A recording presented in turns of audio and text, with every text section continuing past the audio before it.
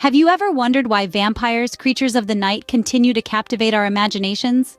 Vampires, these ethereal beings of mystery, have been a constant presence in our lives. They've been lurking in the shadows of our stories and tales, enchanting us with their enigma. Since time immemorial, they've held a prominent place in our folklore, literature, and popular culture. There's something about these nocturnal creatures that draws us in, something that transcends the barriers of time and culture. From the ancient civilizations to the digital age, their allure remains undiminished, their stories retold time and again, each rendition adding a new layer to their rich mythology. Perhaps it's the duality of their existence that intrigues us. After all, they are the embodiment of both life and death, eternal yet ephemeral. They're the epitome of allure and danger, their seductive charm concealing their sinister nature. They walk amongst us, yet they are not of us. They live in the shadows, yet they are irresistibly drawn to the light. Or maybe it's the thrill of the unknown that beckons us. Vampires, in their many forms, represent the mystery of the unseen, the unexplained. They're a testament to our fascination with the supernatural, our curiosity about what lies beyond the realm of human understanding. From the pages of a Gothic novel to the silver screen, from whispered campfire stories to digital narratives, vampires have been and continue to be a staple of our culture. They've evolved with us, adapted to our changing world, and in doing so, have remained a constant source of fascination. They've become more than just mythical creatures. They've become a mirror, reflecting our deepest fears, our darkest desires. They've become a metaphor, a symbol of our struggle with our own mortality, our quest for immortality. And so the question remains, a question as old as the tales themselves, a question that has intrigued and mystified generations. So where did these blood-sucking beasts originate? Our journey begins in the ancient world, where the first vampire-like entities emerged.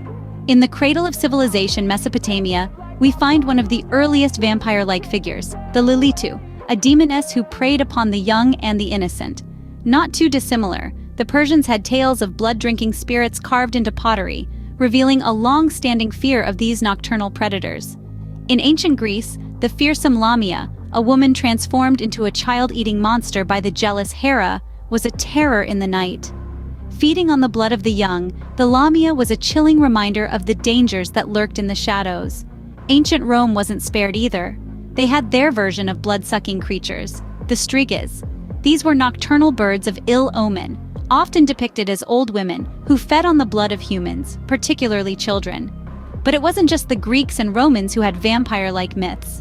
The ancient Hebrews had the estries, female shape-shifting demons that fed on human blood. And let's not forget the Chinese Zhongshi, a reanimated corpse that drained the life force of the living. These early entities, however, weren't always the suave, seductive vampires we think of today. They were monstrous, terrifying, and far from human. They were creatures of the night, and they embodied our deepest fears: fear of the dark, fear of death, fear of the unknown. Yet, despite their horrific nature, these early vampire myths served a purpose. They were cautionary tales, warning us of the dangers that lurked when the sun went down. They were a way for ancient societies to explain away the unexplainable, to give a face to their fears. Over time, these vampire myths evolved, transforming from monstrous creatures into the charismatic, immortal beings we know today. And while each civilization had its unique twist on the vampire myth, a common thread runs through them all: a fear of the dark, a fear of death, and a fascination with the supernatural. But it was in Eastern Europe where the vampire myth truly took root. Eastern Europe, a land steeped in folklore and superstition, gave birth to the vampire as we know it today. This region has always been a fertile ground for myths and legends, where the line between the natural and supernatural often blurs. In the heart of this mystical land, the vampire narrative began to take shape. It was a narrative filled with dread, fear, and fascination. The vampire was not merely a monstrous creature, but a force that embodied the anxieties and fears of the people. In these early tales, vampires were not the suave, charismatic figures we know from modern literature and media. Instead, they were grotesque revenants, risen from the grave to torment the living. They were the embodiment of pestilence and death, often blamed for plagues, droughts, and other misfortunes that befell communities. But how exactly did these tales evolve? A large part of it has to do with the region's rich tradition of oral storytelling. Folk tales and superstitions were passed down from generation to generation, each storyteller adding their own embellishments. Over time, these stories evolved, and so did the vampire. The vampire of Eastern Europe was a creature of the night, shunned by the daylight. It was said to have an insatiable thirst for human blood, a characteristic that has become synonymous with the modern vampire. It also had the ability to shapeshift, often taking the form of a wolf or a bat. These tales often served a purpose beyond mere entertainment. They were cautionary tales, warnings against straying from societal norms and values. The vampire was a symbol of transgression, a creature that defied the natural order. As these tales spread across Eastern Europe, they began to take on regional variations. In some cultures, for instance, vampires were said to cast no reflection and to be repelled by garlic. Gradually, these tales made their way westward. They crossed borders and languages, transforming and adapting to the cultures they encountered.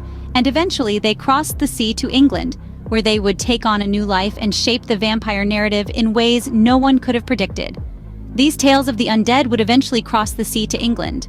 In the 1800s, the vampire made its grand entrance into English literature, forever changing the face of Gothic horror.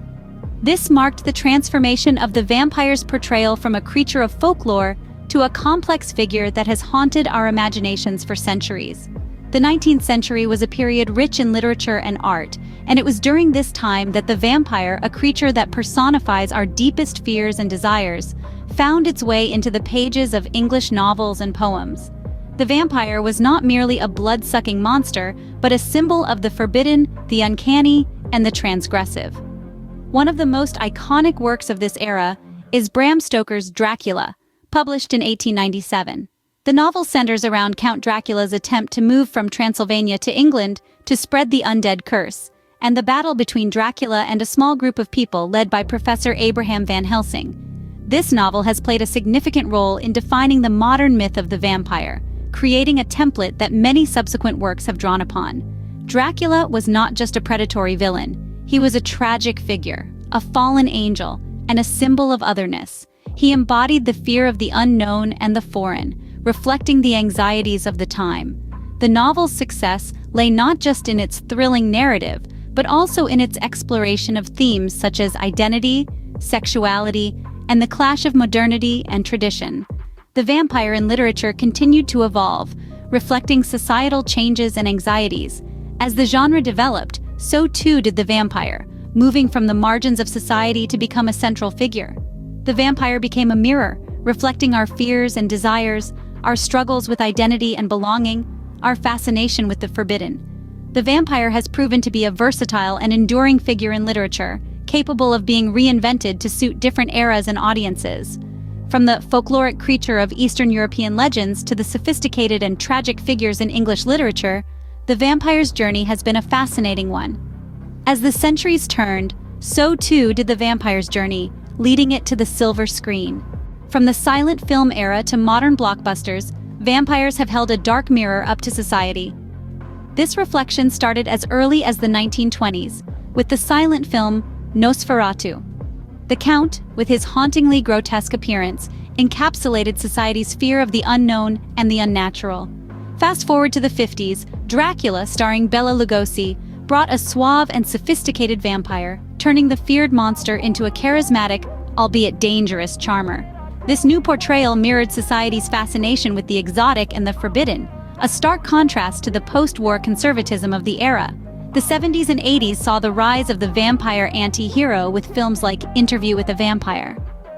The vampires in these films were complex, tortured beings, reflecting society's growing acceptance of moral ambiguity and the exploration of darker themes in mainstream media. In the dawn of the 21st century, films like Twilight and Let the Right One In introduced a softer, more romantic side to vampires. These vampires often grappled with their monstrous nature, reflecting society's changing attitudes towards the other and the outsider. In recent years, the vampire has further evolved, becoming a symbol of society's fears and anxieties about immortality and power. Films like Only Lovers Left Alive and A Girl Walks Home Alone at Night present vampires who are both fascinated and tormented by their eternal life, a potent metaphor for society's simultaneous fear and longing for immortality. What's fascinating is that regardless of the era, vampires on screen have always been a reflection of societal fears, desires, and changes. They've morphed from monsters to charmers, from anti-heroes to romantic figures, and now to symbols of existential angst. Yet even as vampires evolved, their core allure remained the same. The vampire, with its dark charm and eternal life, continues to captivate audiences, offering a tantalizing glimpse into our deepest fears and desires. They remind us of the darkness within ourselves, and perhaps that is their true power. So, why are we so drawn to these nocturnal creatures? Vampires, creatures of the night, have left an indelible mark on our collective psyche. With their alluring mystique and dark charisma, they've become symbols of our deepest fears and desires. Let's delve into the psychological and cultural factors that continue to fuel our fascination with these immortal beings. At the heart of the vampire's appeal is the concept of immortality. The idea of living forever, of defying the natural cycle of life and death, is deeply seductive.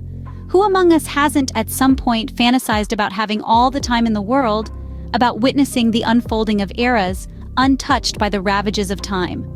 The vampire embodies this longing for eternal life, making them irresistibly enticing. Then there's the allure of power. Vampires are often portrayed as incredibly strong and influential, possessing supernatural abilities that render them superior to humans. This power fantasy, the idea of being invincible and untouchable, is another aspect of the vampire's appeal. But it's not all about wish fulfillment. Vampires also tap into our primal fears. They're predators, after all, creatures that feed on human blood to survive.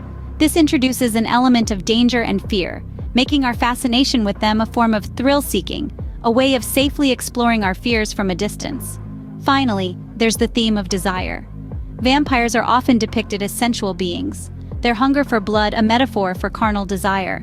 This seductive quality, combined with their immortality and power, makes them symbols of forbidden lust, adding yet another layer to their allure. In essence, vampires encapsulate our deepest longings and fears, serving as mirrors to our own desires and anxieties.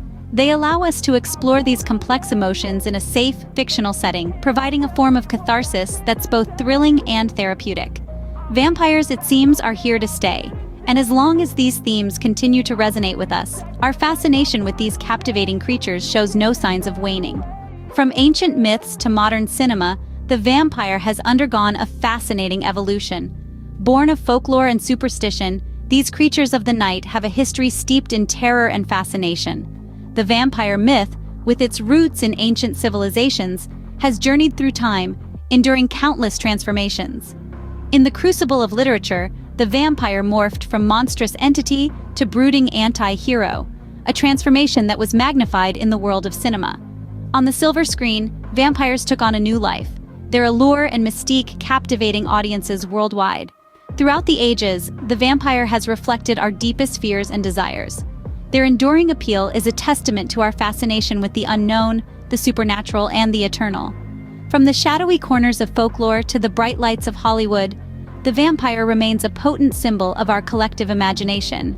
As long as our fascination with the dark and mysterious continues, so too will the legend of the vampire. Please like and subscribe. It only takes you a second but helps us out a lot.